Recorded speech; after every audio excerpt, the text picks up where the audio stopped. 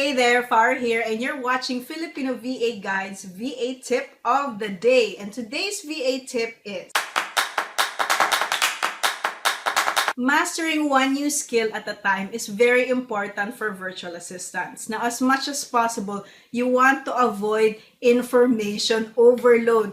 Tendency natin yan, especially that we can get a lot of information off the internet, either through articles, through videos, and even to podcasts. So as much as possible, when we learn something new, take it slow. Hinay-hinay lang kayo. Nobody is rushing you. The more that you can understand the concept, kung ano man yung idea or ano man yung skill na gusto mong matutunan, the more that you can apply it in real virtual assistant work. Now, aside from that, once you actually learn something new in terms of a skill set, no, you have to learn to also apply it. You just don't read it, tapos you'll just forget about it, and then saka mo lang maalala when you have an actual client. So, as much as possible, anything that you learn, you apply it either on your own social site or on your own website or anything else that is related to that skill na you're trying to master.